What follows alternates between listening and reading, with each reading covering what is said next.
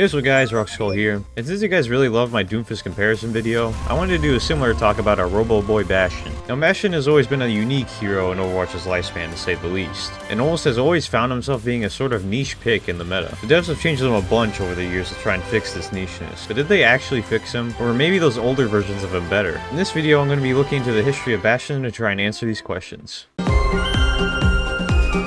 A lot of you may not know this, but Bastion technically had what I would consider 3 major iterations, mostly because the first iteration of Bastion was pretty different from what we have today, and is even kind of different from what he was for most of Overwatch 1. First off, compared to Overwatch 2 Bastion, his main gun shot a lot faster and had a spread to it. Instead of the grenade, his secondary ability was actually a simple self-heal that wouldn't allow you to fire weapons when it was used. Also important, in these early beta days, you actually couldn't move at all when using it, and whenever you took damage, the ability would be cancelled. The next very intimidating ability was called Configuration Sentry. This still had the big beefy gun we see today, but in Overwatch 1, Bastion was stuck in place while doing it. Also, as you can probably see, Bastion had a big beefy 1000 health shield in front of him too. This was something that was exclusively a beta feature though, luckily, and was quickly removed. He was restricted back then as Bastion could only turn 60 degrees in front of him, but he also had the ability to headshot people in turret form. Very crazy indeed. His ultimate was completely different to what we have now as well. This was called Configuration Tank. In this form, as you could guess, Bastion turns into a tank and is able to shoot explosive rounds.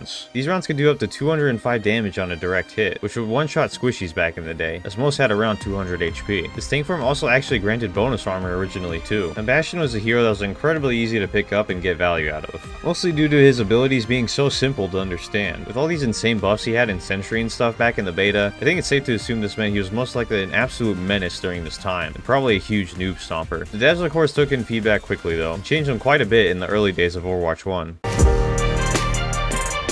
With the feedback from the beta and the early stages of the game, Bastion got what I would consider a minor rework on February 28th, 2017. His main gun got a major spread reduction and some more ammo. His repair ability also got a bunch of major quality of life changes where it could be used while moving, it no longer could get interrupted by doing damage, and it had a resource meter now. Next he got a new passive called Ironclad. With this he got a 35% damage reduction whenever in Sentry or Tank form. This was mainly added since that shield he originally had was removed as mentioned earlier. The headshots he was able to do were removed too, and to compensate, the Sentry had a faster reconfigure time, a larger magazine, and some quality of life changes to how the spread works. This is also the patch where they removed the ability to gain bonus armor from tank form. And yeah, that was pretty much the entire patch. But the main thing to point out here is the Ironclad passive. This is because it being 35% back in the day was quite insane. It made him pretty much unkillable in his turret or tank form. This made him instantly a must pick for the meta at the time, but luckily the devs patched it out quickly to the 20% we still have today. This of course dropped him out of the meta, and this period of him not being meta lasted a long time. He was considered by many to be a super niche throw pick that had a low skill floor, only sometimes getting value from that high damage Sentry form. Still, some dedicated players did find some cheeky ways to play this hero by like hiding in corners or other sneaky spots. Also important to mention, many did consider his ultimate to be actually somewhat high skill to use, since there was so much you could do with it. For example, if you shot at your feet with the rocket and jumped at the same time, you'd get knocked pretty high up in the air. This allowed Bastions to get to some pretty insane spots with this form. You could also animation cancel heals in between shots to shoot faster, and the projectile was actually pretty hard to hit directs with. Eventually, a common strategy for this Overwatch 1 Bastion was called Protect the President, or Pirate Ship. This involved surrounding the Bastion with protection with multiple shields wherever he was, and dumping all healing resources into him. This of course making Bastion pretty much unkillable. There was also a period of time where this strategy was pretty much meta during the double shield days, which is pretty funny to think about. Eventually, though,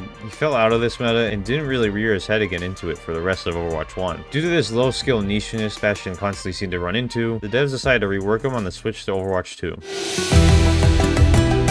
With this rework, Bastion was changed in various ways to try to make him more useful in more situations. First off, his main gun no longer had a spread, but in turn got its fire speed greatly reduced with more damage and less ammo. Additionally, the heal got replaced with a grenade that can bounce off walls and stick to enemies to do big damage. Sentry form got major changes too, for now you're actually able to move in this form with infinite ammo, albeit at a reduced speed. It was also only for a limited duration and on a cooldown. The damage numbers also got reduced to compensate. Another major change was to his ultimate. Instead of his tank form, he now has configuration artillery. In this, you are forced to stand still like old Sentry, and you're able to place up to 3 explosive artillery shells around the map. A final important thing to mention here is that the Ironclad passive was removed on release, but was given back to Bastion later since he was seen as too weak. Now this rework on release was seen as sort of a mixed bag by many, as Bastion did become more useful in more situations, but he was still clearly very weak and not very high skill to play. He also was, and has always been, quite the tank buster, which made him unfun to play against by many. I will admit that some dedicated Bastion players did find some cool jumping techs you could can do with the nade, similar to the rocket jumps you could do with the tank configuration. This raised his skill ceiling a bit, but still overall wasn't that high compared to most heroes in my opinion. This Bastion is what we still have today, with him popping in and out of metas as the devs make changes. As I was kind of hinting at in the last section, it's really hard to say that this rework did much to fix Bastion's major issues I personally had with him. While he did become a bit more useful in more scenarios, he's still seen by many as a major tank buster that is pretty niche, and isn't that fun to play against. His sentry form is still like the main center point of where his power lies in the meta too, which I'm not really a fan of. I do like the concept of his current main weapon though compared to the old one. It feels surprisingly satisfying to use for me, and combined with the nade, it can actually be pretty fun. Everything else in his kit though, just still feels in my opinion. The artillery is just 3 Doomfist ults in one that don't really have a skill factor to them, and its sentry form is just pretty much exclusively used for bursting down the enemy tank.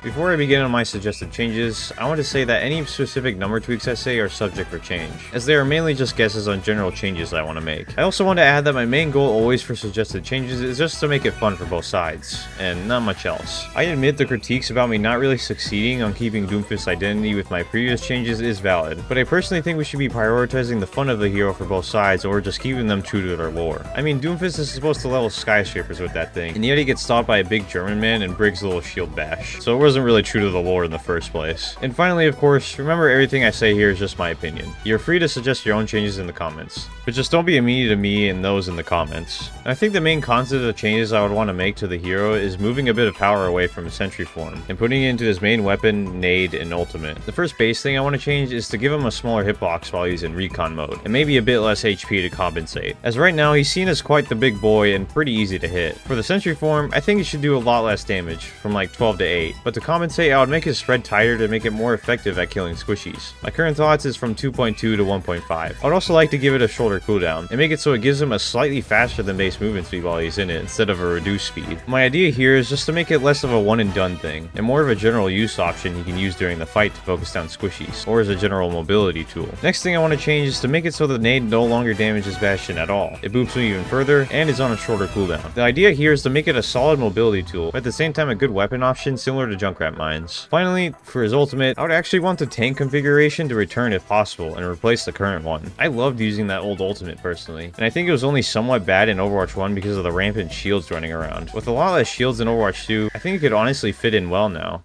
So yeah, that's pretty much everything I wanted to go over in this video for Beep Boop Bop Bastion. You can let me know your thoughts on current Bastion and my suggested changes in the comments. Also wanted to again say a huge thanks for the big support on the Doomfist video. As a pretty small channel, it meant a lot. So again, thank you all for the support as always, and I'll see you all in the next one. Peace. Rock skull.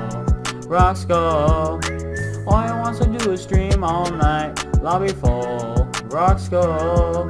Never gonna play with me, but it's alright.